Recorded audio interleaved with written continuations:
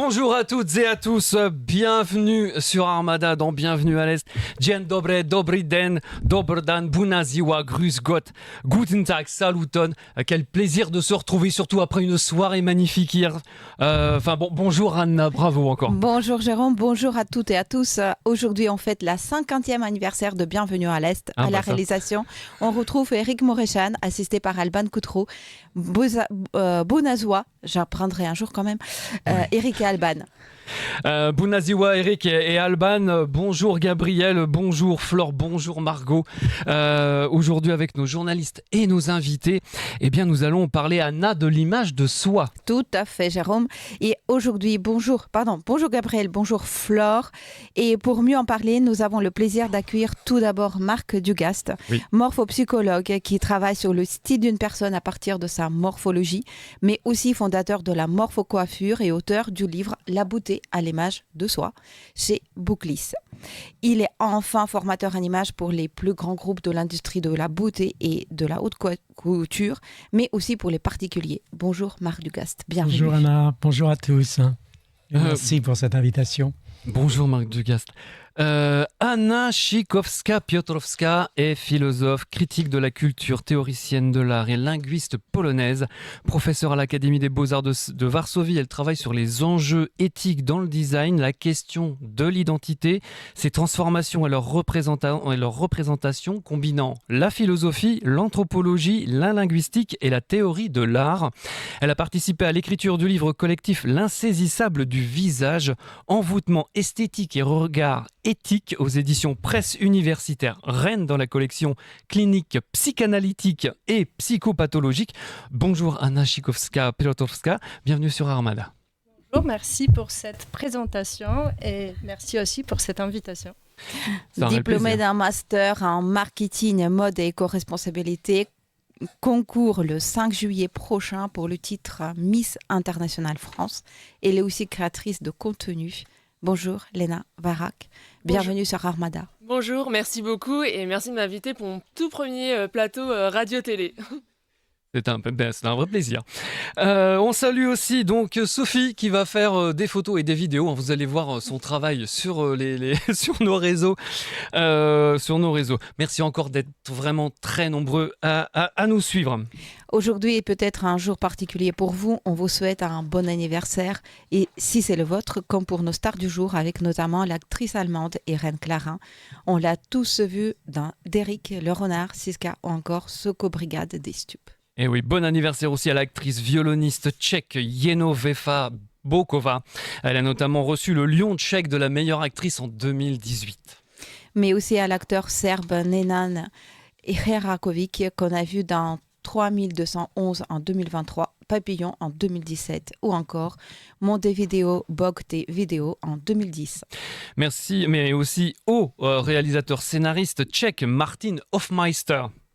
Bon anniversaire à l'actrice ukrainienne Olga Tkachenko. Elle vit et travaille actuellement à Paris. Bon anniversaire à l'acteur estonien Paeru Oja qui a reçu il y a tout juste un mois le prix du meilleur acteur au Gala EFTA. Nos pensées du jour pour l'actrice et doubleuse polonaise Janina Trakikovna, qu'on a pu admirer dans Nuit et Jour en 1975 ou encore dans Day of Waco en 2002. Et puis pensée du jour aussi au chanteur ténor polonais Jan Kipła, engagé volontaire dans l'armée polonaise durant la Seconde Guerre mondiale. Il a pris la nationalité américaine en 1946. Et puis une pensée au compositeur russe Vladimir Vanskov. Et puis enfin, une pensée aussi au poète et journaliste estonien Johan Voldemar Jansen, fondateur du premier festival estonien de la chanson. C'était en 1869. On n'était pas nés. Mais comme quoi, les festivals de chansons, ça fait longtemps que ça existe. Et tiens, en parlant de chansons, on va passer tout de suite aux charts avec l'ami Gabriel. Rebonjour. Rebonjour Jérôme, c'est parti pour la chronique musique. Et on commence aujourd'hui avec Cha-Cha, le titre explosif de Sobel qui secoue la scène musicale polonaise en faisant top 1 Apple Music et avec 2 millions de vues en 2 semaines. Donc un son hybride, presque zouk, porté par des percussions entêtantes et un flow tranchant. On y retrouve des thèmes de désillusion amoureuse, de quête d'identité et un cri d'émancipation, je cite « Je n'ai pas besoin d'être une femme ». Mais c'est surtout un clip qui captive. Tout commence par un zoom dans un œil, plongée immédiate dans une scène de théâtre obscure, nimbée d'une lumière dorée. Au centre, une mariée, en basket argentée et au style décalé. Elle danse, et non pas avec la grâce attendue, mais plutôt avec des mouvements saccadés, presque animal, un peu à la Pina Bausch. Donc une chorégraphie très moderne, recherchée et hypnotique que j'ai vraiment appréciée. La robe se déstructure au fur et à mesure de la danse, donc le voile devient même un objet avec lequel elle joue. Et on relève donc une féminité à contre-emploi, assumée, puissante et libre. Et puis à la toute fin, retour à l'œil du début dans lequel nous étions plongés, celui du rappeur qui supervise le shooting du clip, en restant quant à lui bien dans les codes bling-bling des fameux classiques rappeurs masculins. Donc une œuvre qui les déconcerte, mais qui fascine également à écouter, mais surtout à visionner. Ensuite, partons avec le morceau Démonie, où Maria Sherifovic et Jovana Pajic nous offrent un ovni visuel et musical d'une rare intensité qui a su plaire aux Bosniaques et aux Macédoniens en faisant top 1 YouTube avec un clip à bientôt 6 millions de vues en 11 jours. Ouais, 11 jours. très fort, très Très fort. bien, très bon départ. Une chanson dramatique, habitée, portée par deux voix puissantes qui sont complètement complémentaires et qui explorent sans détour les zones d'ombre de l'âme humaine. Le clip, lui, c'est une sorte de fantasmagorie théâtrale, une plongée dans l'inconscient collectif. Les plans se succèdent, étranges, presque surréalistes. On retrouve une des chanteuses figée sur un fauteuil en velours rouge au milieu d'un champ avec des silhouettes en costume qui défilent derrière elle comme un couloir de métro aux heures de pointe, mais en pleine nature. Donc chaque scène est suivie d'une séquence avec la seconde chanteuse comme si elles se répondaient. Et elles sont très souvent encerclées par des employés en tailleur-cravate, visage fermé, donc une allégorie au monde du travail, oppressant, mécanique et déshumanisé. Les ambiances s'enchaînent entre ton chaud et froid, entre onirisme et réalisme, dans une grande fluidité de mise en scène. C'est très conceptuel, mais surtout toujours très incarné. Les chanteuses se projettent, se cherchent et se rejoignent. Deux femmes très différentes physiquement, mais unies dans leur douleur, qu'elles refusent de renier. Je cite, j'aime mes démons, j'aime la couleur de mon obscurité. Donc pas de sourire ici, mais une intensité émotionnelle rare, où l'on passe de l'intime au collectif, de la larme à la révolte. Donc avec ses accents orientaux et ses ruptures de rythme, Démonie est autant une chanson qu'un cri intérieur magnifiquement mis en scène. Bravo. Et maintenant, on part en Merci. Slovaquie. Oui, pour te faire plaisir, Merci. avec la chanteuse Sarah Rikas et son nouveau morceau qui fait top 1 Spotify et Apple Music, cumulant plus d'1 million de vues en un mois. Elle signe avec Talk to Me, un titre envoûtant et ultra stylisé, porté par une bande-son subtile. Donc on mélange de harpe délicate mêlée à un R&B moderne et planant. Le morceau s'ouvre comme une scène de film, extérieur nuit, ambiance presque surnaturelle. Le clip est une réussite visuelle, un stylisme un peu insectoïde avec un maquillage audacieux, comme des ailes de papillon sur les yeux et des lentilles bleues électriques, une coiffure qui rappelle également le papillon. Et le détail va jusqu'au bout des doigts qui sont eux aussi peints. Donc la caméra capte Sarah comme un papillon de nuit, fragile et hypnotique, attiré par la lumière. Et face à elle, Isomandias, le rappeur, qui apporte un contraste brut avec des grisages argentés, ses tatouages, son rap lourd et assumé. Il le dit lui-même, je suis un joueur bébé. Donc lui est cru et dominateur, elle est douce et magnétique. Donc un duo qui joue sur l'attraction-répulsion dans une mise en scène très léchée. Talk to Me, c'est à la fois élégant, dérangeant et très contemporain. Une beauté étrange, à la fois calme et percutante. Bah, vive la musique. Merci Gabriel. Et nous passons au cinéma avec Flore Marcassin. Alors, du 29 mai au 4 juin se tient en République tchèque la 65e édition du Festival du film de Zlin. Cet événement est le doyen des festivals dédiés aux films jeunesse. Il propose une programmation de près de 300 films provenant de 50 pays différents, ainsi que des rétrospectives sur l'animation slovaque et le studio Ghibli. Le festival s'ouvre avec la projection en avant-première de Tales from the Magic Garden, de David Soukup, Patrick Pass, Léon Widmar et Jean-Claude Rozek. Ce projet est une coproduction tchécoslovaque franco-slovène basée sur le livre populaire d'Arnost Gottflam. Le festival continue à mettre l'accent sur la diversité et la représentation des différentes cultures. La directrice artistique Markéta Pasmova a souligné que la mission principale du festival est que nous élargissions les horizons des jeunes en leur permettant de voir le monde à travers le film.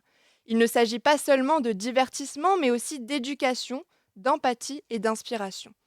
On continue avec le Festival de Cannes où le réalisateur ukrainien Sergueï Lonitsa revient sur le tapis rouge avec son nouveau long métrage Two Prosecutors.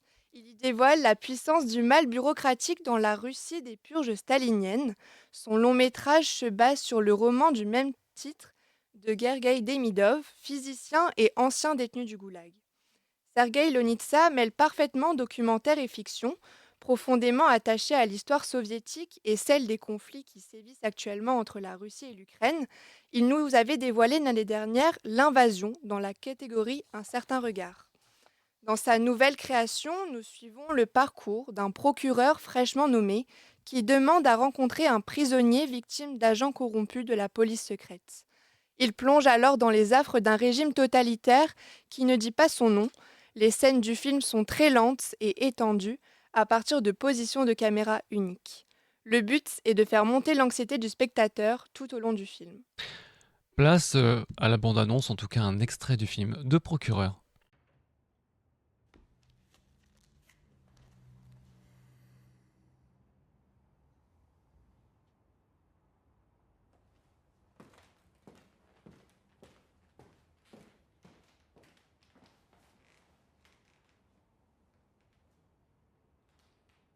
Я вас слушаю.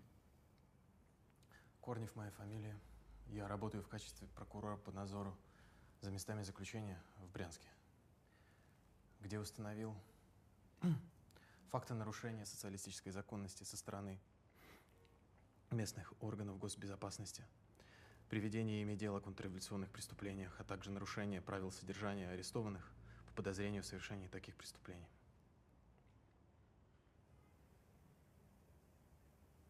Так, продолжайте.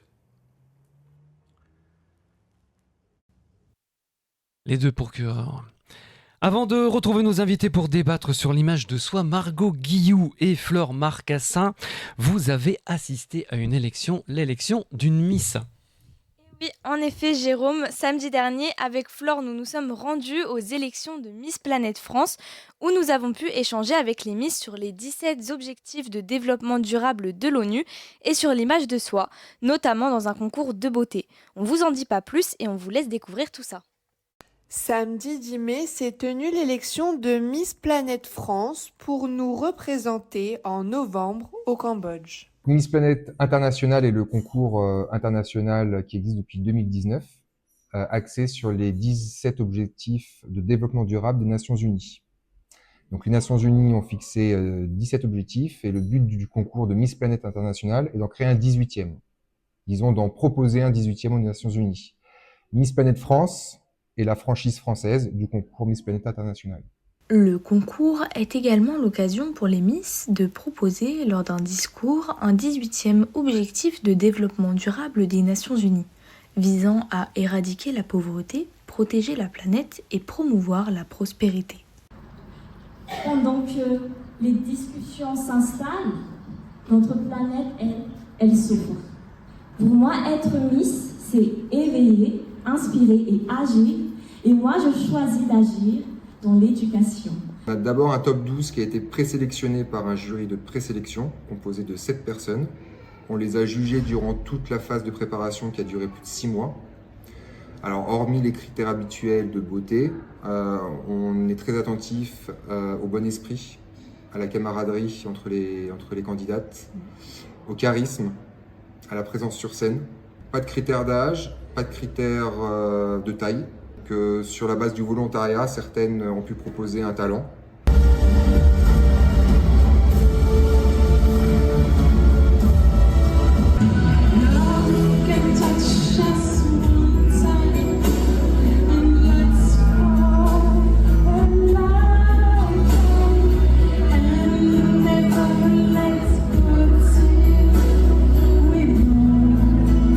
Alors durant les 6 mois de préparation, certaines ont pu se révéler au fil du temps, d'autres au contraire pouvaient avoir une certaine image, notamment sur les réseaux sociaux, et finalement sur scène ne dégagent pas forcément ce qu'elles dégagent sur les réseaux sociaux. On peut être un très beau modèle en photo et ne rien dégager sur scène. Ce concours n'est pas que représentatif, il permet également aux Miss de se découvrir ainsi que de manier l'art de l'éloquence. Participer à un concours de Miss, c'est vraiment valorisant pour l'image de soi. C'est une façon de travailler sur soi, que ce soit physiquement, mentalement. Voilà, on apprend plein de choses et on essaye de se surpasser, que ce soit au niveau de l'éloquence, de la prise de parole, des connaissances aussi, de la culture générale, mais aussi physiquement, prendre soin de soi, prendre soin de son corps. Et ça fait beaucoup de bien. Et c'est aussi pour une jolie cause, comme aujourd'hui, pour protéger la planète. Donc ça nous fait réfléchir et encore une fois parler des choses qui sont très importantes aujourd'hui. Après plusieurs minutes qui ont semblé être une éternité pour les Miss, les juges ont rendu leur verdict. La candidate qui remporte l'élection de Miss Planète France 2025 ce soir est la candidate Miss Réunion.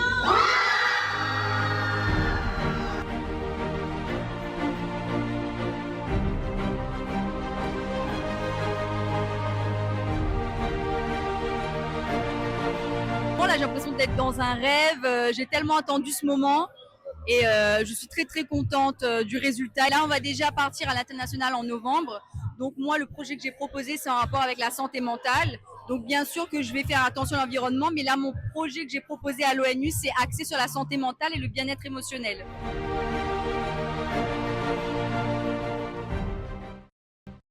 Voilà, Miss Planète France 2025. Merci beaucoup Margot et Flore. Il est 19h17. Après ce très beau reportage de l'élection de Miss Planète France, nous avons voulu mieux comprendre encore la vie d'une Miss en plein travail. Je me suis rendu pour cela au Tréport en Seine-Maritime à la rencontre de Cassandra Delanchy, Diva France 2025 et Marion Capillon, Diva France 2024. On part en Seine-Maritime directement au Tréport.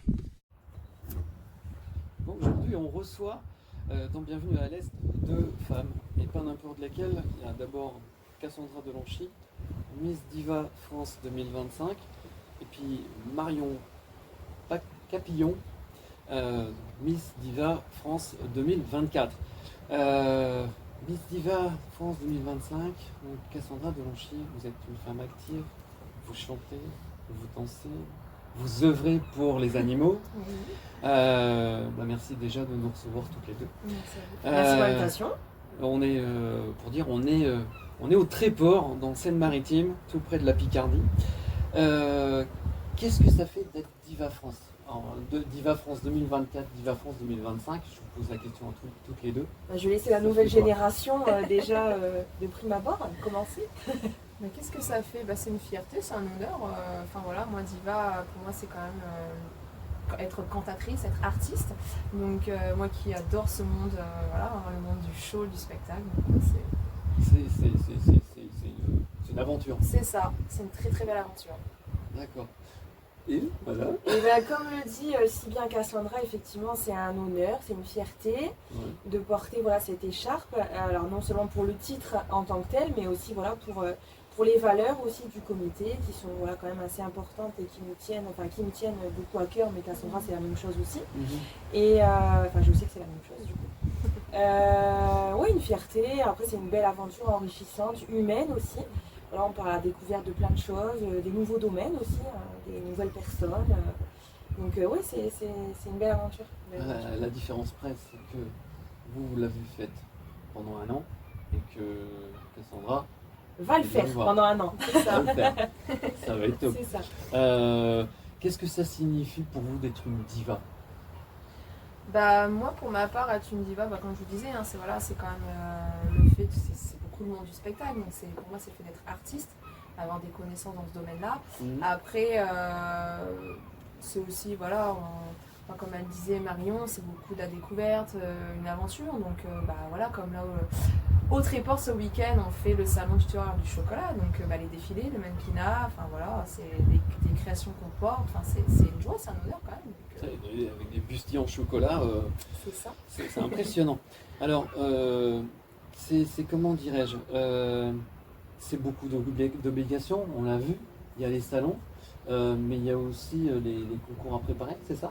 C'est ça, tout à fait. On a la tournée des régions. Donc voilà, en tant que Diva France, du coup, je me dois en tant que marraine, entre autres, de venir à chaque élection qu'il y aura tout au long de l'année. Comme là, la première élection qui sera Diva Auvergne, le week-end du 26 avril. Donc voilà, c'est une tournée tout au long de l'année. Et puis voilà, aider les futures Miss, les futures candidates, et puis les coacher, les conseiller, les épauler. Enfin voilà, une deuxième maman, on va dire. Une deuxième maman. Et alors, quand on remporte quand on remporte un concours comme celui de Miss Diva France, qu'est-ce que ça apporte au niveau de l'image de soi?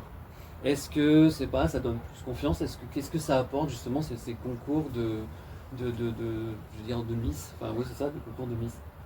Qu'est-ce que ça apporte? De la confiance en soi, effectivement, puisque voilà, on est arrivé au top du top sans prétention aucune. Et oui, ça apporte beaucoup de confiance.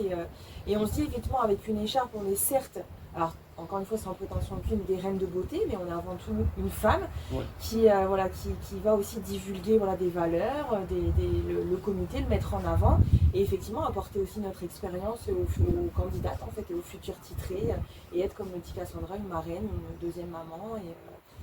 Parce qu'il n'y a pas, il peut y avoir dans ces concours en fait des femmes qui sont timides en fait à la base, et qui subitement se découvrent.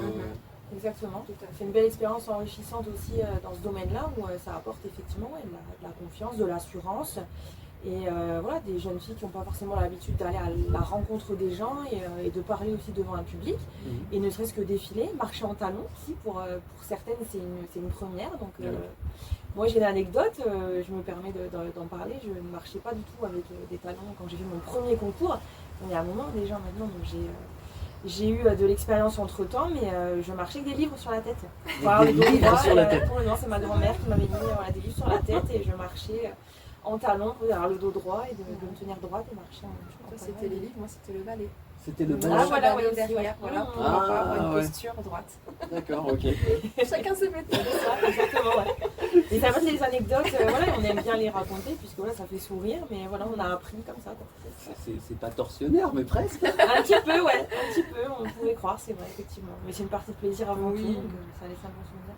Et alors, justement, Cassandra, vous parliez de show, de spectacle, et en fait, vous avez monté un spectacle burlesque. Oui, tout à fait. Pourquoi le burlesque? Je suis passionnée par cet univers. Alors, pourquoi? Depuis... Je ne sais pas. Oui, quand même. Le collège, ouais. Depuis le collège. Ouais. Ça m'a... je sais pas, j'ai été attirée par le côté, la femme qui se met en valeur, mais sans vulgarité, le fait de la liberté, la femme moderne. J'ai apprécié ce monde-là, les strass, les paillettes. Les strass, les paillettes, le show. Le show, tout à fait. Maintenant, c'est une passion. Maintenant, c'est une passion. Voilà. Parce qu'aujourd'hui, vous allez sur scène, vous faites des spectacles régulièrement. Alors là, du coup, grâce à Diva, oui, un peu plus maintenant. C'est vrai que ça m'ouvre des portes. Donc, j'ai l'opportunité de faire un peu plus de show. Donc là, comme là, oui, c'est vrai que dans ma commune, d'ailleurs, que j'avais monté un show cabaret avec l'association des écoles de Dour. Et oui, ça m'a permis, du coup, de monter des spectacles, des shows. De monter des spectacles, des shows. Et alors, ça fait quoi de monter des spectacles? C'est une fierté, j'avoue que... surtout que c'est pas mon métier de base, c'est vraiment ma passion. Donc, c'est un honneur. Et puis, transmettre... de l'émotion surtout aux gens, de voir leurs yeux qui brillent, le fait d'être abrandi, parce que derrière il y a quand même un énorme travail, les costumes sont faits quand même maison, on travaille beaucoup derrière, les chorégraphies, les chants, donc c'est... Et alors pour expliquer à ceux parce qu'il y en a qui ont des images du burlesque, pour présenter un peu le burlesque, il y a plusieurs niveaux. Comment ça se passe? Qu'est-ce que doit s'attendre le public? C'est vrai qu'en général, quand on dit le burlesque, les gens voient la femme, comme je disais, le fait qu'elle soit nue, le côté un peu vulgaire, entre guillemets, alors que non, c'est pas du tout. Après, il faut dire que le burlesque, c'est du théâtre, on joue un rôle. Dans le monde actif, je ne suis pas comme ça, loin de là. Donc après, il y a le burlesque aussi, habillé, plutôt le cabaret en soi, comme le Moulin Rouge, avec les strass, les plumes. Donc le côté feuillage où là c'est un peu plus dénudé, mais on reste quand même dans la discrétion. Donc c'est le côté, la mise en valeur de la femme libre, mais elle montre sa beauté. Quoi. Voilà, elle garde ses frontières. C'est ça, il y a des limites. Elle garde son intimité. Ouais. C'est, alors, il y a aussi un combat aussi qui vous tient à cœur, c'est la défense des animaux. Oui. Et plus particulièrement, je vais y arriver, plus particulièrement les chiens et les chats. Tout à fait, enfin, les animaux domestiques surtout, voilà, je soutiens beaucoup les SPA, voilà, parce que chaque année, c'est vrai qu'on connaît énormément d'abandon, donc surtout période des grandes vacances. Donc voilà, je soutiens beaucoup lorsqu'ils ont des grands besoins, voilà, la nourriture, les couvertures surtout là, dans cette période. Donc voilà, après souvent ils font aussi des journées un peu prévention, donc lorsque j'ai l'occasion je viens. Je fais aussi via les réseaux, hein, parce que ça marche beaucoup comme ça maintenant, voilà, des appels de dons. Voilà, les gens qui ils ont plus besoin de paniers, de plaies, de couverture, de la nourriture, voilà, je fais une récolte de tout ça et puis j'apporte voilà, au SPA, aux alentours, enfin dans la Picardie. D'accord. Voilà. Et pourquoi ce combat? Comment c'est quand même, je me dis, c'est quand même des êtres, c'est des animaux, c'est quand même, moi voilà, qu'il y a des animaux domestiques, moi c'est mes bébés, c'est des amours, voilà, ils sont humains quand même, ils ont des valeurs aussi, ils ont une humanité, ils sont même, voilà, ils sont respectueux, voilà, oui, puis eux ne mentent pas. Tout à fait. C'est ça qui est génial. Les animaux, il leur manque que la parole, finalement, certains, c'est incroyable même. Ouais, non, puis il y a un amour, il y a un regard, ils parlent en fait. Hein. On lui dit, le regard dit tout. Il y en a certains qui disent qu'il leur manque la parole, mais finalement ils parlent. C'est vachement génial ça. Comment dire, alors, il y a un truc aussi, et donc par rapport au SPA, le burlesque, en fait, il y a plein de projets autour qui se dessinent. Du coup, dans l'année? Oui, alors... Dans l'année ou même les années à venir? Oui, tout à fait. Là, par rapport au SPA, voilà, je continuerai toujours à faire voilà, les appels de dons, les journées prévention. Là, j'incite beaucoup les gens à y aller parce que voilà, ils informent vraiment sur voilà, les gros soucis qu'il y a, le fait surtout de l'abandon. Ouais. Après, sur le côté burlesque, oui, voilà, moi c'est mon but, vraiment... C'est mon souhait, voilà, d'ouvrir une association. J'aimerais beaucoup aussi voilà, faire une troupe en fait de danse et faire des shows. Voilà. Bon, pour l'instant en région Picardie, on va commencer tout doucement. Et si ça fonctionne, pourquoi pas aller plus loin. Et puis surtout, ce qui me tient à cœur aussi, c'est aller dans les hôpitaux, les maisons de retraite, voilà, aller vers les gens qui n'ont pas l'opportunité, voilà, de pouvoir sortir, qui se sentent isolés. Donc voilà, j'aimerais avoir ce rapprochement avec eux, le contact, leur apporter de l'amour, du bonheur. Voilà, tout simplement. L'humain, ça a une importance énorme en fait, que ce soit des deux côtés, parce que et l'humanité, c'est important en fait dans vos vies. Oui, bien sûr. Et pourquoi? C'est une des valeurs aussi qui est inculquée à travers le comité. Et voilà, aller à la rencontre des gens, apporter un peu de bonheur, apporter plein de choses. Apporter du bonheur, j'adore cette philosophie. On essaye, encore une fois sans prétention aucune, mais et voilà, et l'écharpe, je reviens sur la question précédente, l'écharpe permet aussi d'avoir un peu plus de notoriété et d'avoir un peu plus de, je ne vais pas dire d'avoir un peu plus de place, mais d'être un peu plus écouté sur certains projets en fait. On peut appuyer davantage de projets en tant que marraine de plusieurs événements et si on est un peu plus écouté, notre voix porte un peu plus, j'ai envie de dire. C'est le côté intéressant. Porte-parole. Oui, exactement. En fait, vous représentez notre pays. C'est ça. Ce qui n'est pas rien, parce que représenter un pays entier, c'est quand même énorme. Il y avait combien de candidates pour la finale 2024 ou 2025 d'ailleurs? Nous, on était 14. 14 régions de France, oui. 14 régions de France. Alors nous, de base, on était 19. Il y a eu 2 filles qui sont désistées, donc 17 régions. Et ça va, il n'y avait pas trop de stress, pas trop de... Enfin, je veux dire... pour ma part, non, parce que, voilà, moi, comme je vous dis, c'est un plaisir. Je prends du plaisir à chaque événement, chaque concours que je fais. Je me dis, voilà, j'y vais pas pour la gagne. Forcément, on va tous, voilà, si je suis là, c'est pour gagner le concours, forcément, mais je veux dire, je veux prendre du plaisir en priorité, et après, qui verra, verra, comme on dit, et voilà, je me prends pas la tête, en fait. Je reste moi-même naturelle, pétillante, je m'éclate, et puis voilà. Vous vivez. C'est ça. C'est ça, et c'est le verbe vivre, il n'y a rien de tel. C'est comme dans Bienvenue à l'Est, on vit, et ça c'est bien, et vivre la liberté de vivre, non mais c'est vrai. C'est vrai, on est tellement, des fois quand on n'ose pas être soi-même, c'est un peu ennuyeux. Et puis quand on voit l'image qu'on donne, c'est inutile de se mettre en prison, autant qu'on se libère des barreaux et qu'on respire. Et du coup, et c'est vrai que vous deux, ça se voit que vous êtes pétillants. Que ce soit là, par exemple, au Salon du Chocolat et du Terroir, ou alors dans d'autres événements, ou même en dehors des feux. C'est ça qu'on aime bien, c'est vraiment l'humanité en personne, quoi. C'est ça que j'aime bien. On est jovial, on aime bien, on aime bien vivre, on aime bien les nouvelles expériences, et on profite à fond. Comme dirait l'autre. Profitez à fond. On continue sur Armada. Ciao. Et oui, c'était donc avec Diva France 2025, Cassandra Delanchy et Marion Capillon, donc Diva France 2024, qu'on avait reçu, qui nous ont accueillis. D'ailleurs, en parlant d'accueil, merci beaucoup au Camping Paradis du Tréport de nous avoir accueillis. Franchement, ça nous a fait très plaisir de pouvoir faire cette interview. Anna. Donc, aujourd'hui, on parle beaucoup de la beauté et de l'image de soi. Et vraiment, Marc, qui est morphopsychologue, qui est fondateur de Morphocoiffure, et Anna, linguiste, philosophe. Ma première question est pour vous, qu'est-ce que c'est une image de soi? Comment on peut définir ce concept?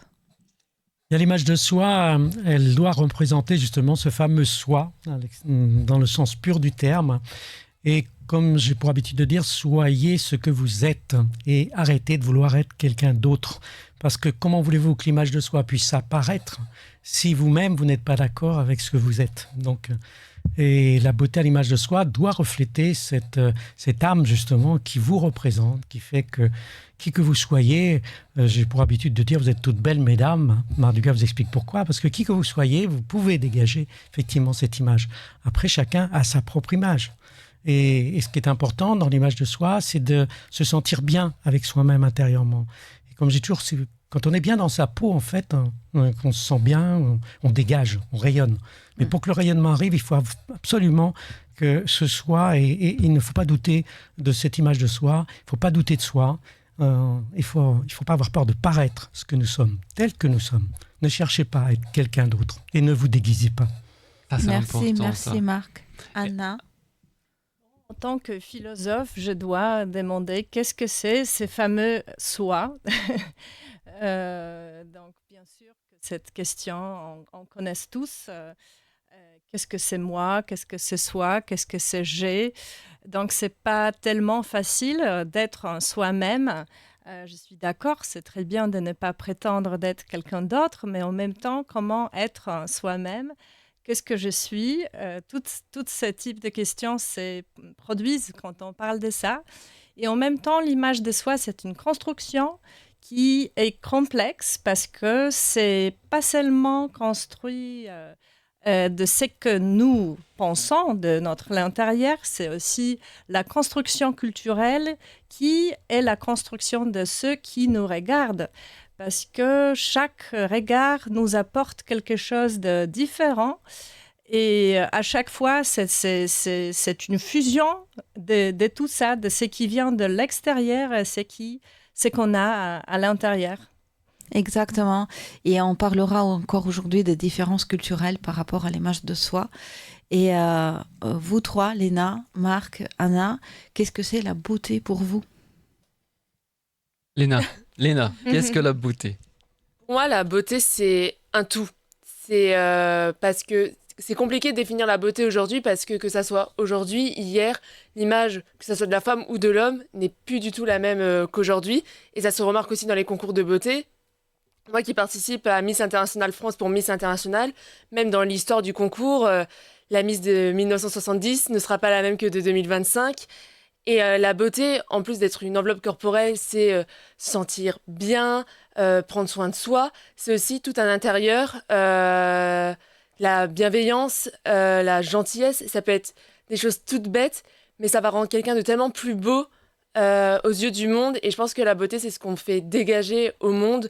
Et c'est de le faire rayonner, tout simplement. Marc? Bien, la beauté qui est, comme on dit toujours, extrêmement difficile à expliquer parce qu'elle n'existe pas en elle-même, en quelque sorte. Tout à fait. Et il faut distinguer, bien sûr, la fameuse beauté du paraître.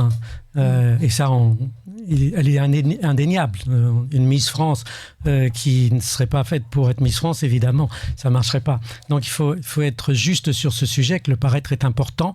Mais la seconde beauté, comme je le disais tout de suite, qui va apparaître justement, va être, quand on est en accord avec cette beauté de ce paraître et puis de cette fameuse beauté de cet être, on va paraître ce que l'on est. Et c'est là où on va faire cette différence. C'est-à-dire, je dirais qu'entre deux Miss France, ou en concurrence, où là on a deux paraîtres magnifiques, sinon elles ne seraient pas là, vous ne seriez pas là non plus. Et évidemment, qu'est-ce qui va faire la différence? C'est justement celle qui va, à un moment donné, ça va faire un waouh, parce qu'il se dégage autre chose. Et c'est cela qu'il faut aller chercher. Et quand on dégage juste la beauté du paraître, mais hélas en manquant en fait encore une fois d'âme, tout simplement, parce que je le relie beaucoup à l'âme parce que c'est quelque chose d'indicible qui ne s'explique pas. Et quand on a cette capacité, cette possibilité d'aller la chercher, de la transpirer et de la transposer, et là, elle va effectivement transcender effectivement ce paraître. C'est ça qui fait la différence en fait.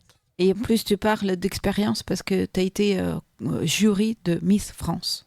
Oui, j'ai été à une période jury de Miss France, avec Jean-Paul Gaultier d'ailleurs, on était président en commun. Et en fait, oui, c'était pas facile. J'aime pas du tout faire ce genre de choses d'ailleurs, mais bon, bref, parce que c'est pas aussi simple que ça, parce qu'on a quand même beaucoup de filles qui méritent en fait le titre en fait, et ça se joue vraiment sur vraiment des détails, vraiment des petites choses qui vont faire la différence. Et justement, cette différence se fait avec celle qui donne le plus d'assurance d'elle-même en fait. Alors la culture bien sûr est importante, la démarche, l'ensemble, l'allure, enfin tout. Et cette allure qui fait qu'on a l'impression que l'une des filles va se dégager plus que l'autre, justement toujours avec cette confiance en elle, tout simplement. Celle qui dégage le plus de confiance en elle, en général, on va plus faire ce choix. Tout simplement. J'ai une question par rapport justement, c'est qu'est-ce que ça peut apporter aussi la participation à un concours comme ça. Comment dire, je connais, enfin Charlotte Jesper Bérez qu'on a vu défiler sur, qui est devenue 4e dauphine de Miss Planète France 2025. Elle a dit sur ses réseaux avoir remporté en un an un titre national, un titre international et une confiance en moi retrouvée. Que peut apporter d'autre la participation à un concours de Miss, justement pour ça? Moi, dans mon cas, comme vous l'avez dit au début, j'ai un master en marketing de mode et éco-responsabilité. Et en fait, en tant que Miss, c'est quand même l'image de la beauté, du bien habillé, du savoir-être. Et je pense que c'est important aussi de montrer une autre forme de beauté, montrer qu'on peut être belle, on peut être très confiante sans forcément polluer la planète. Peut-être vous ne le savez pas, mais la mode, c'est un des secteurs les plus polluants au monde. Et c'est important que des représentantes, on va dire, de la beauté montrent que j'ai beau défiler en strass et paillettes, il est important que les strass et les paillettes que je porte, c'est parce que j'ai fait travailler un artisan français, j'ai voulu mettre mon pays en avant, il a utilisé des matériaux recyclés plutôt que passer par des alternatives beaucoup plus polluantes. C'est ça être Miss, c'est choisir ses combats et prôner autre qu'une beauté physique. C'est vraiment un tout, être Miss. C'est ce que rejoint donc Marc, et je pense Anna est d'accord aussi, je pense, c'est que une image, c'est vraiment un tout, c'est pas juste une façade, Anna. Oui, je suis d'accord que la beauté, on pourrait dire tout simplement, la beauté, c'est ce qui pleut. Parce que si ça pleut aux gens, ça veut dire il y a quelque chose d'esthétique, mais ça peut être changeable. Il y a des idéaux de la beauté qui changent pendant les siècles, qui sont différents dans de différentes cultures. Et donc, on peut se demander, est-ce qu'il y a quelque chose d'universel qui ne change pas du tout et qui plaît à tout le monde? Et il semble que ce n'est pas vraiment ce qu'on recherche chez les gens, parce que finalement, c'est bien qu'on trouve des différents gens beaux et différentes femmes belles. Mais je pense que c'est qu'on peut trouver d'universel, on retrouve surtout dans la nature. Parce que là, on est dans beaucoup de cas, on est d'accord. Exactement, vive la nature. Et en parlant de nature, on va passer à un autre thème dans l'image de soi, c'est la vieillesse. Et avant de parler vieillesse, qui dit retraite. Et Maya et Flore, vous êtes allés donc voir, vous avez donc assisté, comment dirais-je, vous avez rencontré le consulat de la Roumanie et la RSD de Paris. Alors effectivement, l'ARSD, donc l'Association roumaine pour le soutien et le développement, a organisé une réunion avec le consulat de la Roumanie. Le but était de parler de retraite pour les Roumains résidant en France. L'ambassadrice et la consul de Roumanie étaient présentes pour répondre aux questions. Un reportage signé Flore Marcassin et moi-même, Maya Amelal. Depuis la signature de la Convention fiscale franco-roumaine de 1974, chaque pension est imposée une seule fois dans le pays qui la verse. Aujourd'hui, d'autres possibilités s'offrent aux citoyens roumains. Le premier but de cette réunion, c'était que l'ensemble des personnes qui ont été présentes puissent avoir des réponses concernant justement la constitution d'un dossier de retraite venant de la Roumanie, avec une ancienneté et un travail déjà effectué en Roumanie, plus le complément de travail qu'ils ont déjà effectué ici. Il y a des gens qui ne savent pas forcément la démarche. C'est des démarches qui peuvent être assez longues et c'est très important justement pour avoir cet appui de la part de nos administrations afin de pouvoir nous expliquer exactement de quoi et comment se passe chaque étape. D'autres catégories s'offrent aux citoyens européens pour le choix de leur retraite. En tant que citoyen roumain ou français, la caisse de retraite du pays d'origine verse une pension à la fin de chaque cycle de travail. Le citoyen roumain a donc le choix de faire une retraite communautaire. Elle permet de cumuler les années de travail pour constituer une retraite européenne. De même pour les Roumains ayant travaillé en Roumanie mais qui ont décidé de s'installer en France et d'y travailler. Leurs années de travail en Roumanie peuvent se transformer en trimestre français pour toucher la retraite en France. Seulement, 2 retraites ne sont pas cumulables. C'est des personnes qui ont des très bons profils. On a eu parmi nous des personnes qui ont fait des études de médecine. Il y en a eu des professeurs. La marche, ça dure 6 mois.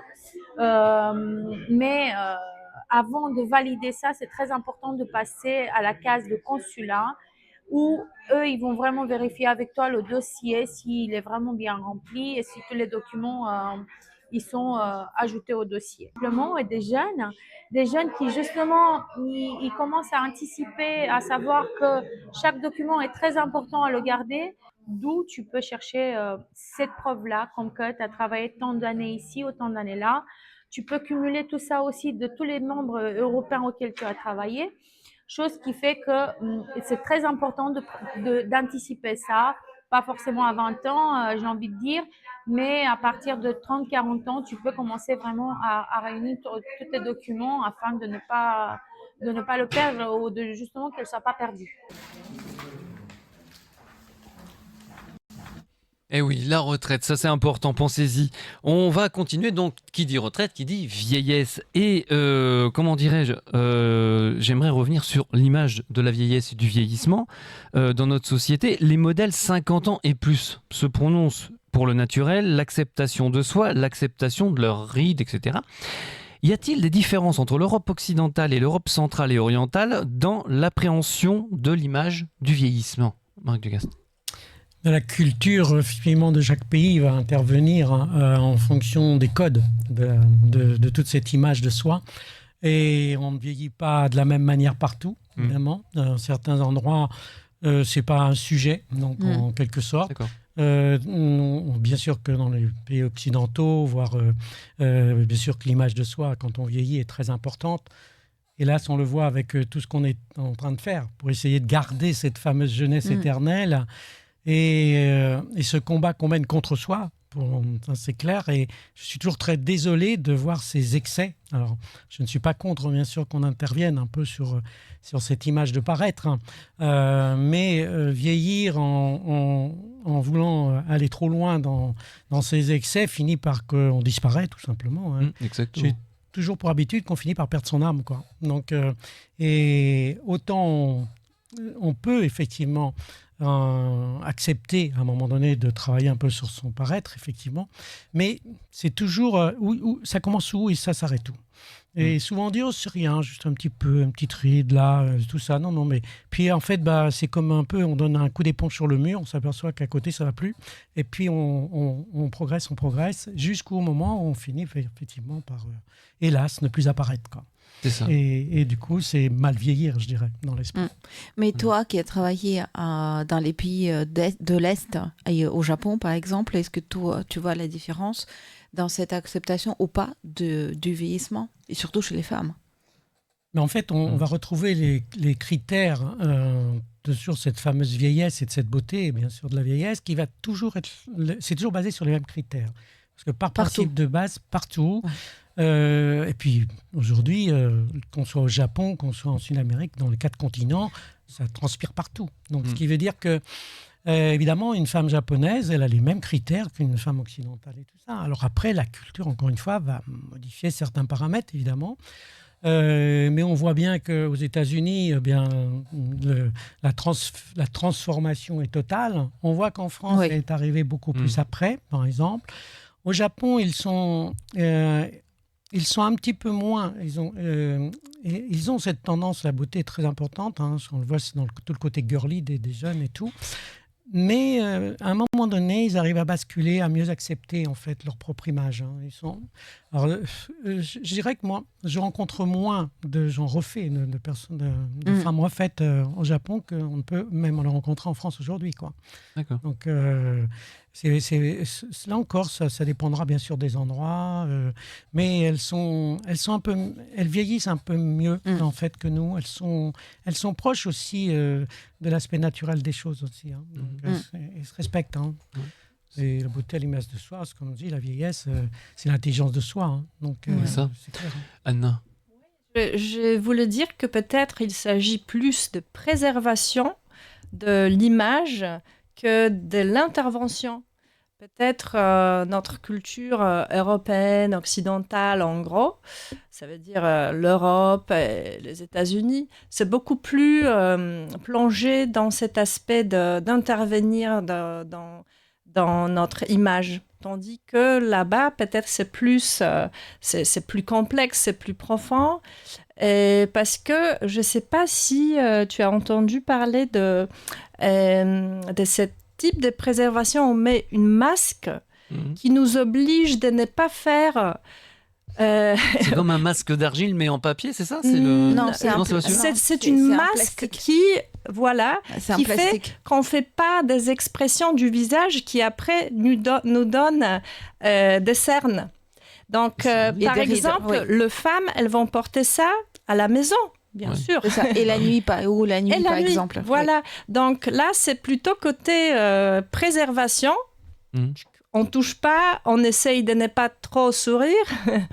Et pas les côtés intervention. Mais justement, le fait d'intervenir comme ça, de s'empêcher, entre guillemets, de vivre, parce que un être humain doit sourire, il sourit, il respire, il bouge normalement. Oui, même dans les pays européens ou aux États-Unis, partout on fait des opérations chirurgicales. Finalement, ça finit par une masque aussi, parce que finalement, on parle beaucoup du fait que après, on a du mal à sourire et finalement, l'expression du visage n'est plus là. Exactement, l'expression du visage. Il n'y a pas plus vivant comme mot, ça expression, ça s'exprime. C'est très bien. Et le fait, par exemple, d'accepter difficilement l'image qu'on se fait de soi-même à travers nos rides et nos cheveux blancs, est-ce que ça peut léser la capacité à s'accepter dans le milieu professionnel, voire dans la société?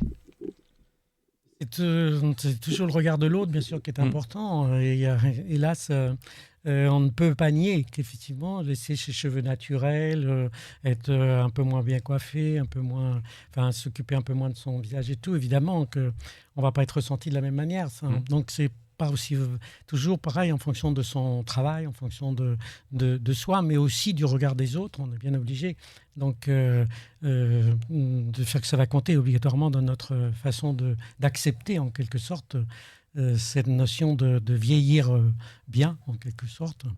Là encore, je dirais que en fait, si on fait les choses comme elles doivent être faites modérément, c'est-à-dire juste dans le bon sens des choses. Le danger, encore une fois, est toujours de vouloir aller dans le contresens, quoi. Parce qu'à un moment donné, ce n'est pas possible, quoi. Donc bien vieillir, c'est juste accepter ce que l'on est. Alors effectivement, c'est vrai, au niveau des rides, c'est vrai, ils font tout ça. Nous, on mettait des concombres aussi donc, sur le visage. Donc, mais oui. Alors il y a le côté préservation, effectivement, qui est important. Quand on peut juste préserver, c'est bien. Mais je pense que quand on vit bien, quand on vit et qu'on est bien dans ce que l'on est, tout ça, en général, on vieillit bien. Le visage, en fait, a une expression qui est, même pour une femme âgée, qui est belle, quoi. Moi, je rencontre à chaque fois des femmes âgées qui sont belles. Oui, et moi aussi. Et elles ont des cheveux blancs, elles ont de l'âge, elles ont tout ça. Elles sont heureuses d'être. Ouais. Heureuses d'être. Et le summum, c'est quand elles savent vivre. Elles ont une classe. C'est ça qui est génial. Ouais. Regarde, hier, on avait des modèles 50 plus, Raquel et Claire, et c'était magnifique. Exactement. Vraiment magnifique. Exactement. Exactement. Il est 19h51, presque 52 sur Armada. On va passer à l'agenda. Merci beaucoup, Marc. Et Anna, on va continuer à parler de l'image de soi en deuxième partie d'émission, puisqu'il y aura le journal. Le Centre culturel de Serbie, on passe à l'agenda, vous invite donc à l'exposition sortie jusqu'au 6 juin prochain. 50 dessins diptyques ont été réalisés sur la ligne 2 du métro parisien, soit 25 stations dans les deux sens. Ces diptyques constituent un commentaire visuel du récit de Cortázar intitulé « Manuscrit trouvé dans une poche ».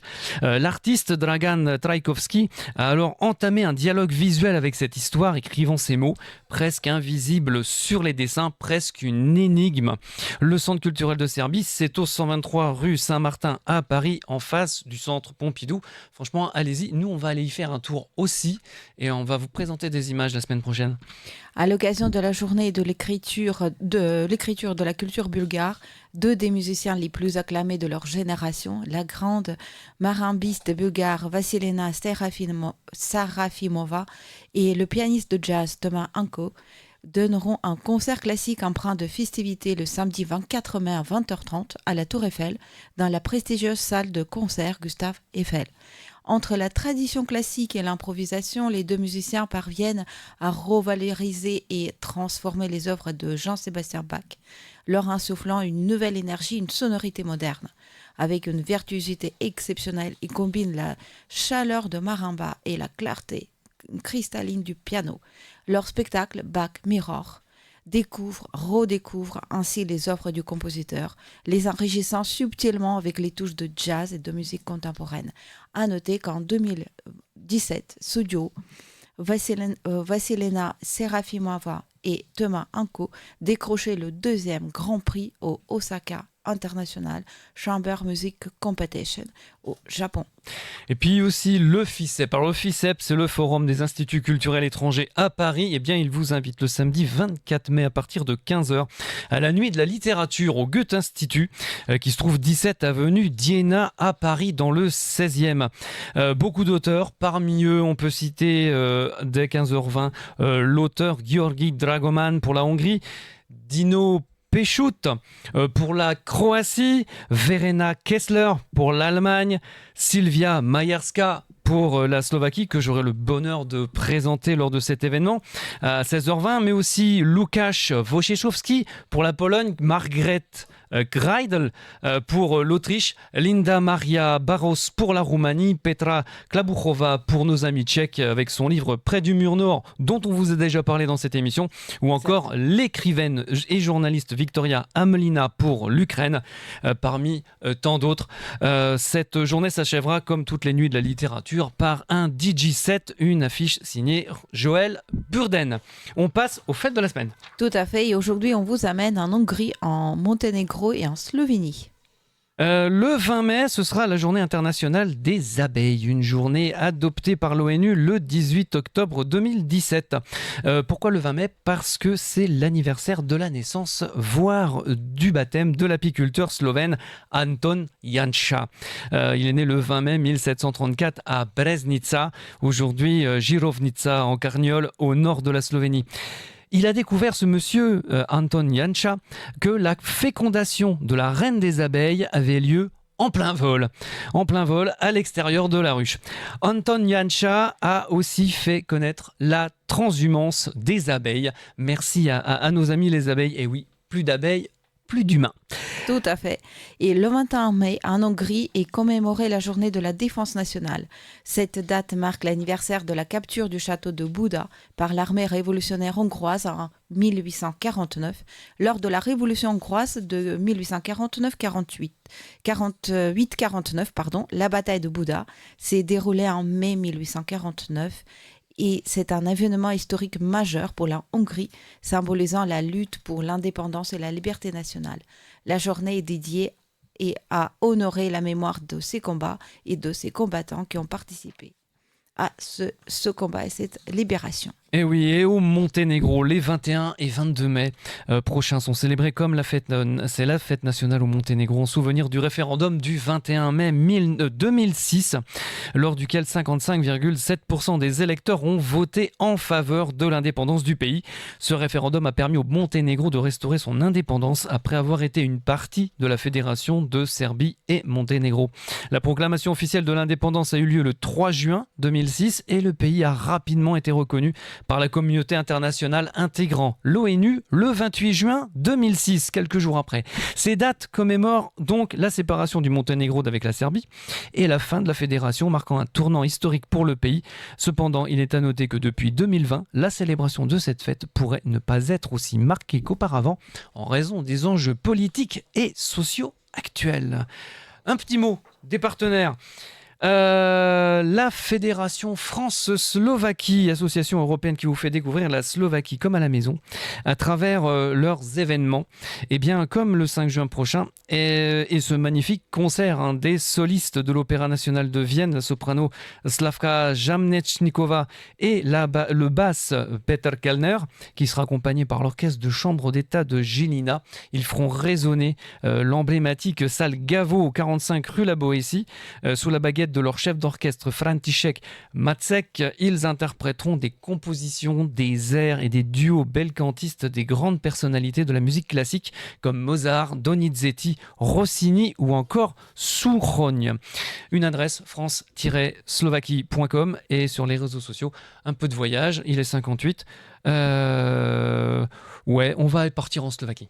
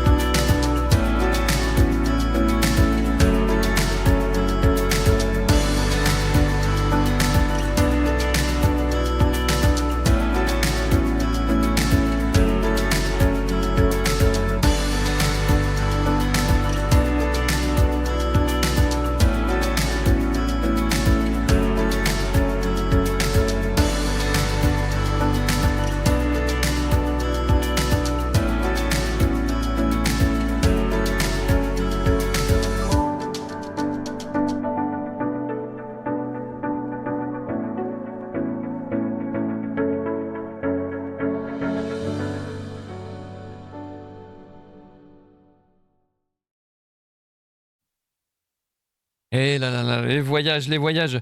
Vous rêvez de vacances inoubliables dans un endroit paradisiaque au milieu des montagnes, vous détendez dans un spa, une piscine, un jacuzzi, buvant du champagne, dans une ambiance de fête, tout en vous plongeant dans les traditions et les trésors cachés de cette magnifique région de Roumanie qu'est le parc de Maramureș. Il ne vous reste plus qu'à contacter les chalets Aima et Aikokoa sur internet, aima-aikokoa.ro. Elles parlent français et elles vous attendent à bras ouverts. En plus, vous allez vous éclater. Voilà, ça, c'est nos partenaires. Il est 20h01 sur Armada. Place au journal européen, un journal présenté par Maya Hamlal et Flore Marcas.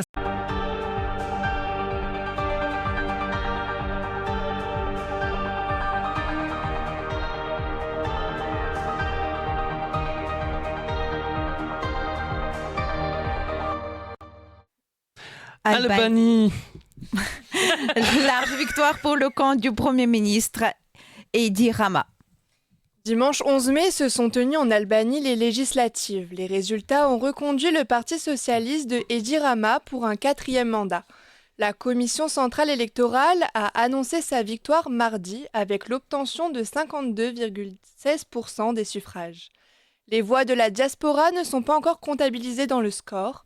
Ce retard est attribué par la commission électorale par des accusations de manipulation de sympathisants socialistes qui proviennent de plaintes de l'opposition. Sali Berisha, leader de la Grande Albanie, dénonce en effet des irrégularités lors du scrutin. Il accuse les socialistes de pression, de fraude et d'achat de voix. Il a laissé entendre que son parti pourrait ne pas reconnaître les résultats des élections. Il appelle à une manifestation de l'opposition aujourd'hui, vendredi 16 mai. On continue avec l'Albanie, où la communauté politique européenne se réunit. Et oui, aujourd'hui a eu lieu le 6e sommet de la communauté politique européenne. 3 ans après sa création, il s'agit de la première fois que les 47 dirigeants européens invités se réunissent dans les balcons, et ce, quelques jours seulement après la victoire du Premier ministre sortant, Edi Rama, aux élections législatives, on le rappelle, le 11 mai. Au cœur de cette réunion, aborder les thématiques de sécurité, de stabilité du continent bien sûr européen et favoriser le dialogue politique entre les pays. La prochaine réunion de la communauté politique européenne aura lieu au Danemark à l'automne 2025. Les ministres du commerce de l'Union européenne fustigent l'accord commercial entre le Royaume-Uni et les États-Unis.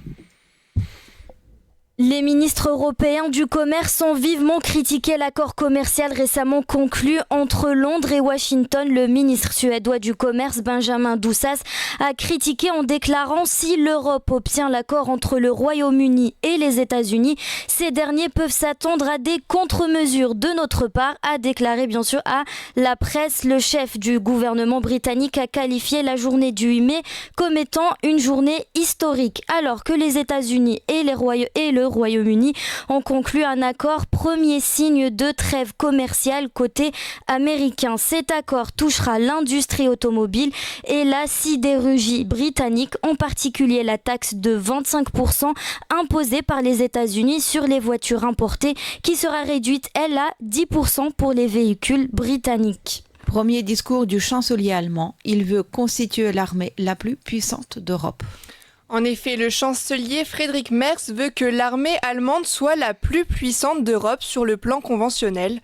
Mercredi 14 mai, dans son premier discours au Bundestag, le nouveau chancelier allemand a mis l'accent sur le réarmement du pays. Olaf Scholz avait été précurseur dans la reprise des dépenses militaires en Allemagne.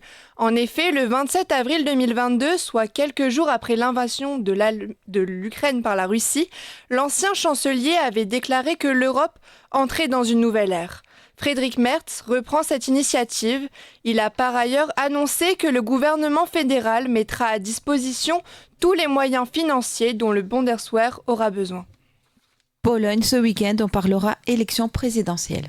Et oui, dimanche 18 mai se tiendront en Pologne les élections présidentielles. Le président actuel, Andrzej Duda, ex-membre du PiS, ne peut pas reconduire son mandat. La campagne se joue alors entre Karol Nawrocki, candidat indépendant soutenu par le PiS, et de l'autre, le pro-européen Rafał Trzaskowski, figure de l'opposition centriste et maire de Varsovie. Selon les sondages, Rafał Trzaskowski recueille 32% des intentions de vote contre 25% des voix pour Karol Nawrocki. Cependant, un troisième candidat vient bouleverser ce schéma d'opposition traditionnelle. Avec près de 1,5 million d'abonnés sur la plateforme TikTok, Sławomir Mencen, porte-étendard du parti d'extrême droite Confédération Liberté et Indépendance, a rassemblé un large nombre d'électeurs lors de sa campagne autour d'idées ultra-conservatrices. On retrouve parmi elles l'opposition à l'avortement et également le rejet des droits LGBTQ+.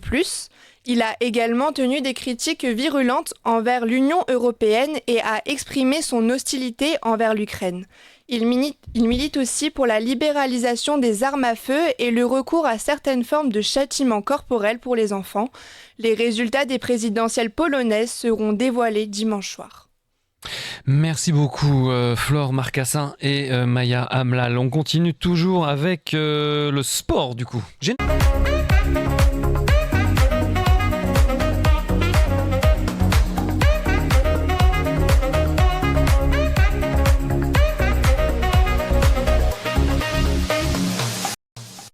On commence avec du football, direction la première Liga de Bosnie-Herzégovine, Margot.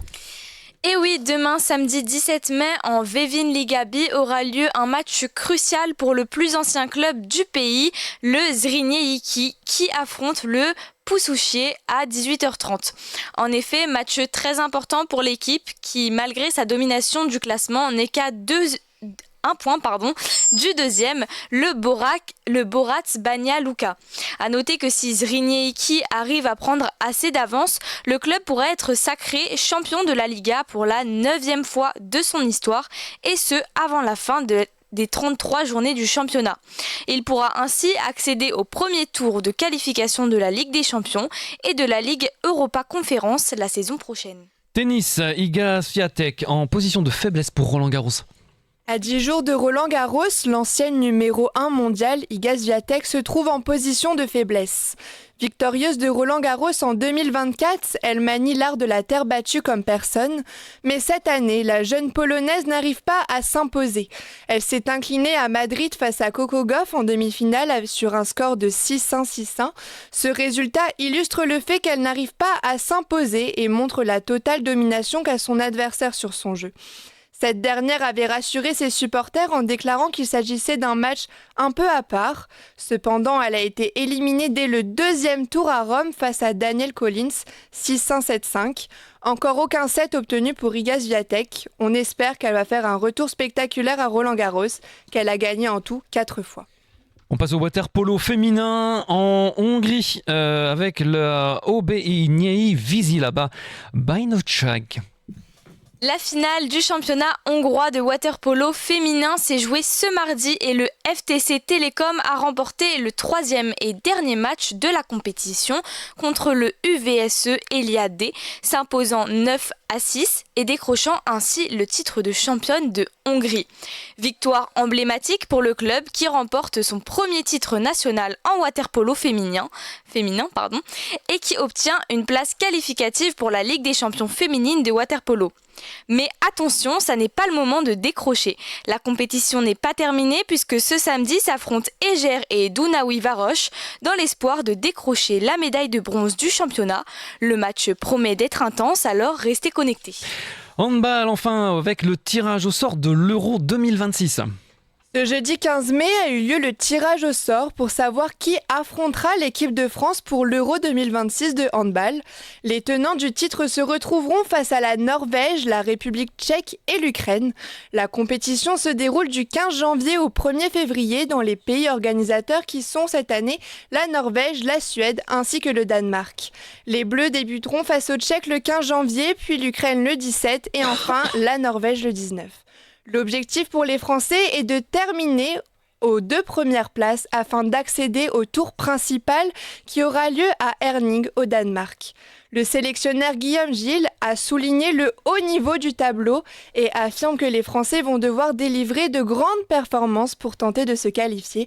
Rendez-vous en 2026. Et je suis complètement d'accord avec Guillaume Gilles. Ça va être très dur. Il est 20h10, on passe tout de suite à la météo avec Elena Tcheremlich.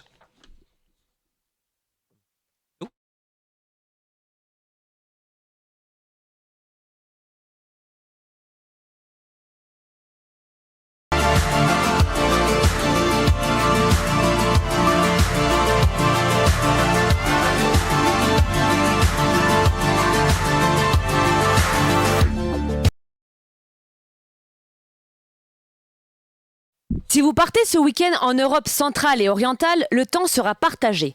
Samedi matin, malgré une majorité de soleil sur une grande partie du continent, les pluies seront éparses, comme en Pologne et en Roumanie. Côté température, il fera 6 degrés de minimum à Vilnius et Minsk. Ça variera entre 7 à 9 sur une ligne de Helsinki à Riga, avec 10 degrés à Stockholm. On attend 5 degrés à Varsovie en Pologne, 7 à Cracovie, 9 à Sofia, 10 à Budapest, 11 à Prague, Bratislava, Bucarest, Zagreb et Belgrade, 12 degrés de maximum à Copenhague et Berlin. Samedi après-midi, le temps sera plutôt pluvieux sur une grande majorité de l'Europe centrale et orientale. Sur ligne de Tallinn à Kiev, sortez vos parapluies, car les averses risquent d'être bien présentes. Cependant, il fera beau à Berlin, alors que sur une ligne de Prague à Sofia, les nuages seront présents la plupart du temps. Côté Mercure, au nord des Carpates, on attend entre 10 à 12 degrés.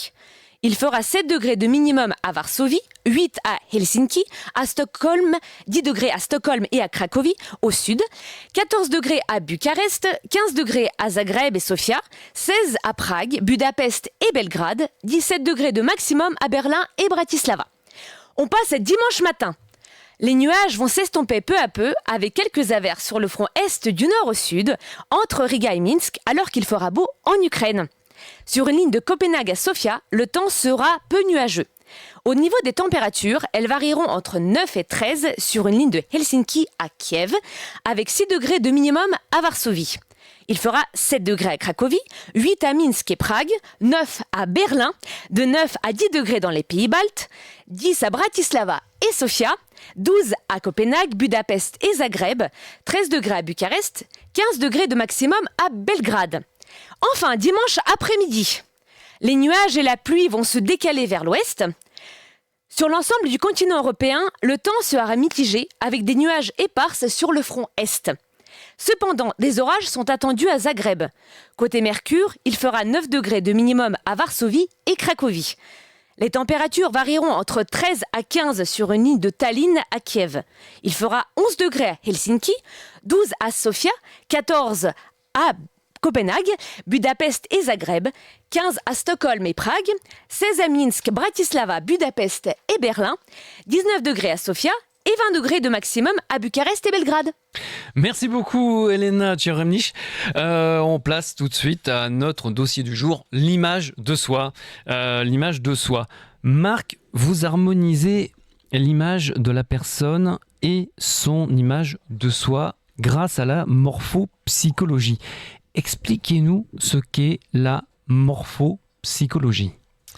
Eh bien, comme son mot l'indique, dans le mot morphopsychologie, il y a morphologie et psychologie de cette morphologie. Autrement dit, en fait, la forme d'un visage, ainsi que les traits qui la composent, vont définir ses traits de caractère.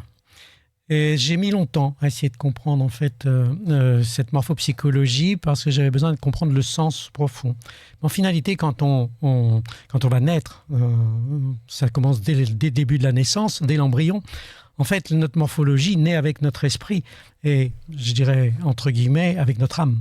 Autrement dit, à partir du moment où on part sur ce principe de fond fondamental, eh bien, il est normal qu'en fait cette morphologie nous permette de retrouver l'esprit. Quant à l'âme, on sait que évidemment personne ne sait d'où l'on vient réellement, mais néanmoins, on peut dire que quand le corps, encore une fois, est bien avec soi-même, qui peut représenter cette âme, et l'esprit se rejoignent, en général, effectivement, on va retrouver cette fameuse beauté à l'image de soi. Et c'est pour ça que la morphopsychologie, moi, me permet, quand je vais regarder un visage, de voir les traits de caractère principaux et à partir de là, d'expliquer en fait ce qui émane en fait de ces traits de caractère pour retrouver cette fameuse notion d'équilibre entre le corps, l'âme et l'esprit. Et donc, on peut dire que notre caractère, nos goûts, sont prédéfinis par notre morphologie. Et est-ce qu'on peut, en regardant un enfant, prédire, par exemple, son avenir ? Moi, je l'ai fait déjà sur mes propres enfants, je l'ai fait sur mes petits-enfants, je le fais souvent sur des bébés dès qu'ils naissent, parce que je voulais voir si effectivement tout cela se retrouvait, tenait la route et tout, et force est de reconnaître que les grandes lignes générales sont déjà là. Donc après, bien sûr, on me dit toujours, mais on peut s'améliorer, c'est pas le sujet d'amélioration, c'est le sujet d'être ce qu'on est. Et c'est déjà là, c'est-à-dire qu'un bébé qui va naître, il a déjà les traits caractères principaux de ce qu'il va vivre. Donc après, bien sûr, en fonction de tout ce qui va se passer dans cette vie, ça va venir plus ou moins jouer, effectivement, et les paramètres vont jouer par rapport à son évolution.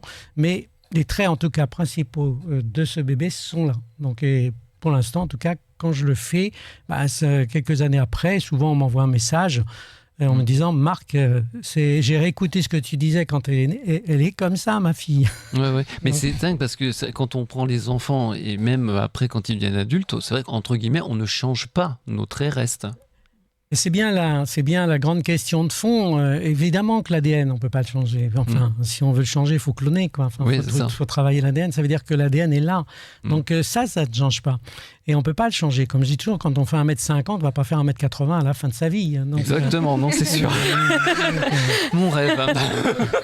Et on est bien obligé de garder 5m50. Donc, et quand on a une gueule de au départ, effectivement, devenir une gueule d'amour, c'est pas si simple. Mais par contre, ce que je sais, c'est que quel que soit le visage et quel que soit ce qu'il émane, être bien avec soi-même, être heureux d'être ce qu'on est.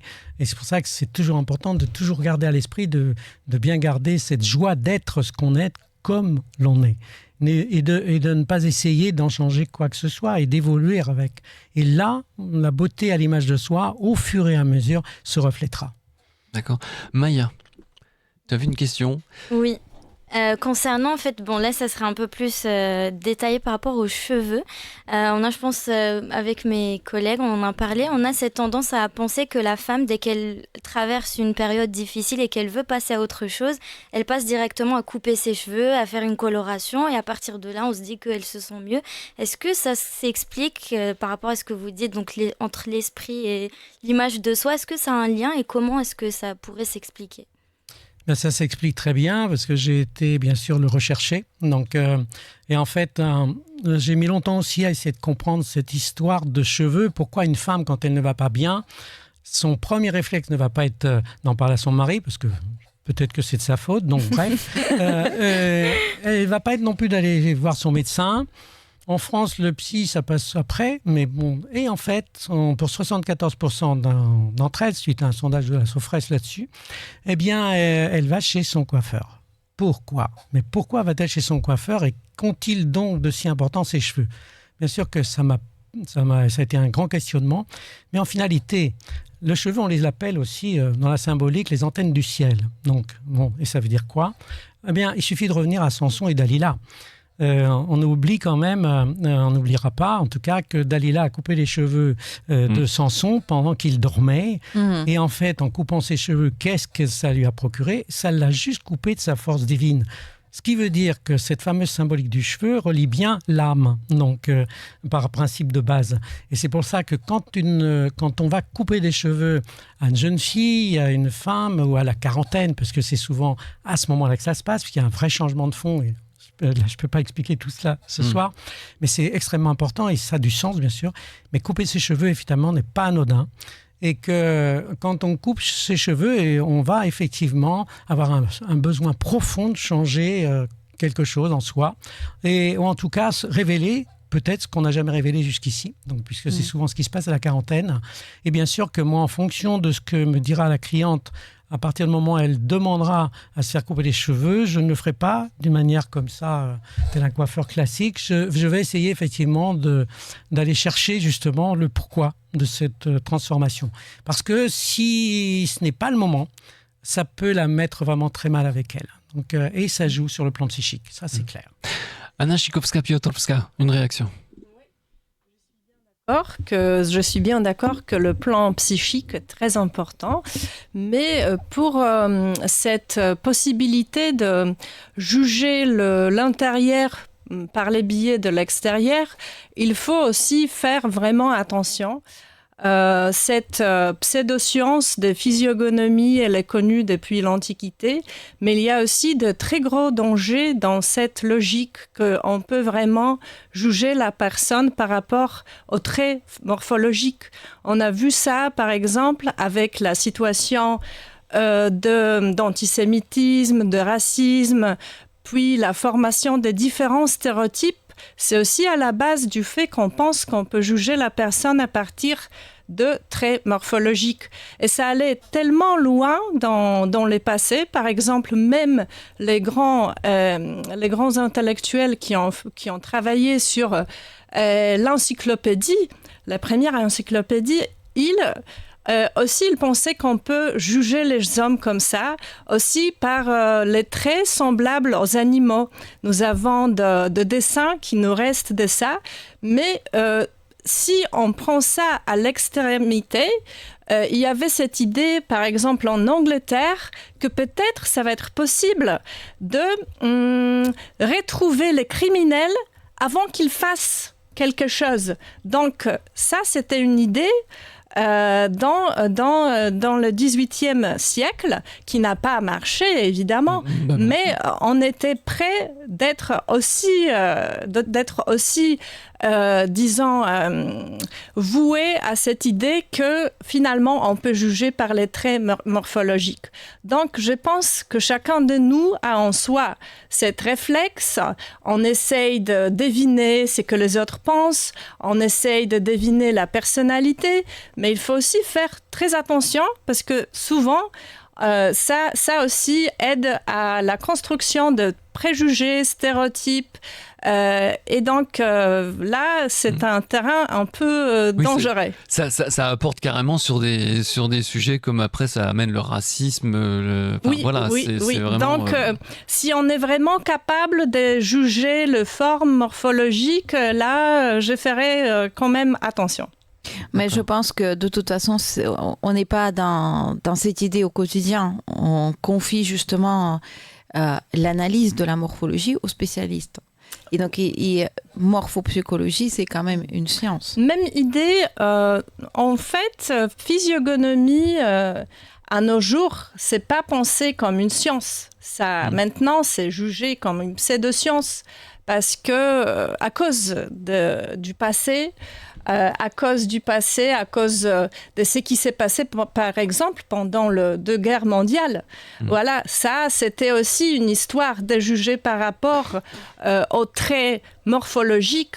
Il y avait même des outils pour mesurer la crâne humaine, pour voir si la taille, si la forme, si c'était une crâne appartenant à la race aryenne ou non.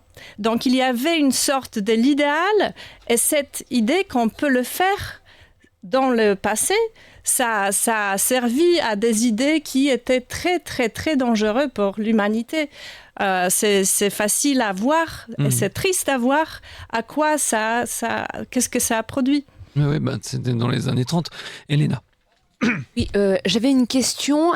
Est-ce que c'est important de prendre soin de sa santé depuis l'enfance, ou même depuis qu'on est né, en fait j'imagine que c'est très important de pouvoir être soi-même, mais on apprend ça dès l'enfance, en fait, dès qu'on est avec nos parents à l'école, je pense, non ?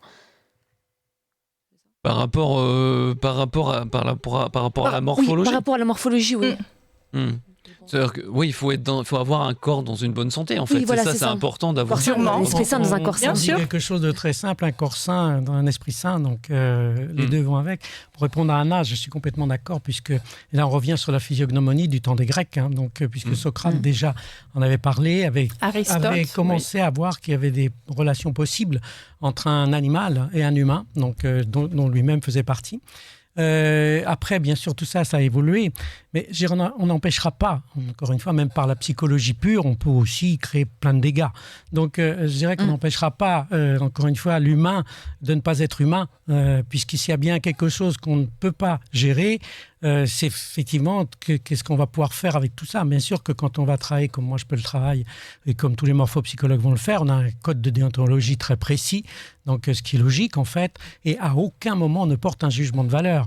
Donc on va au contraire essayer de définir définir quels sont les traits principaux de la personne, quels sont justement ses atouts principaux pour développer au maximum ce qu'elle est, et plutôt justement arrêter de lutter contre ce qu'elle est en permanence, et on va pouvoir lui expliquer justement de manière concrète cela. Ça n'a rien à voir avec un jugement de valeur, puisque c'est surtout pas le sujet, quoi. Et la morphopsychologie peut aider à quelqu'un, ça c'est clair, à mieux être, puisque je le vis tous les jours, et surtout pas à un moins bien-être, et encore une fois, loin de moi de dire que tu es comme ci, que tu es comme ça, et tout ça. Justement, ça évite les jugements de valeur.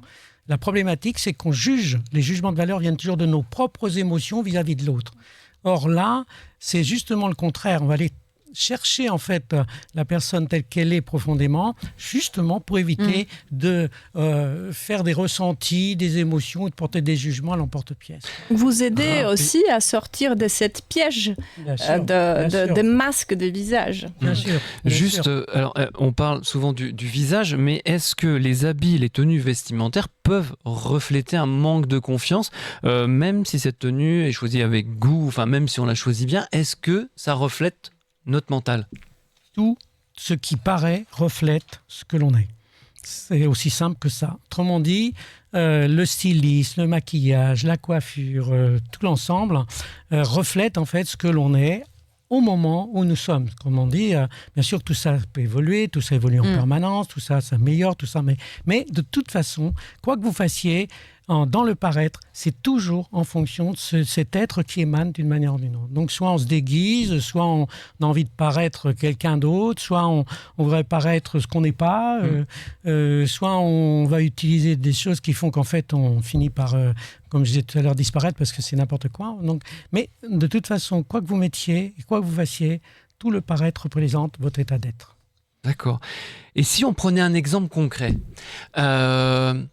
Anna, Marc, si on va prendre par exemple Anna, tu veux bien? Je sais pas. Je veux. Comment on peut appliquer la morphopsychologie pour la conseiller et la philosophie en même temps? Voilà. Comment on peut faire? Vas-y Anna. Moi j'ai vu. Salut. Au revoir. Quand je fais un portrait, donc je vais observer toute la forme de la silhouette générale, autrement dit l'ensemble de la silhouette, pas seulement juste quelques traits de visage.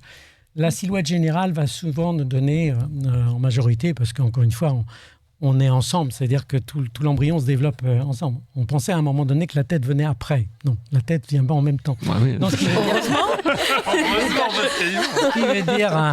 ce qui veut dire que la silhouette, bien sûr, va refléter notre visage. C'est plus facile de parler de la silhouette de son ensemble que parler du visage direct parce qu'il n'y a pas d'émotion. Donc sinon, dès qu'on parle en émotion directe, on peut se tromper. On va se tromper, bien sûr, sur la visualisation, évidemment. Donc, la forme d'Anna, si je prends, on a une forme qui, j'appellerais en morphopsychologie, la plus dilatée. La dilatation, c'est l'expansion, c'est l'ouverture, c'est le besoin d'aller vers les autres, c'est la capacité aussi d'adaptation assez facile à son environnement. Donc, ça, elle a ses traits de caractère principal. Je vais aussi tout de suite après regarder ces récepteurs, c'est-à-dire les yeux, le nez, la bouche, voir, parce que autant la forme de la silhouette et du visage vont refléter l'inconscient, autant les récepteurs vont refléter le conscient. Et parfois, le conscient est contre l'inconscient, et vice-versa.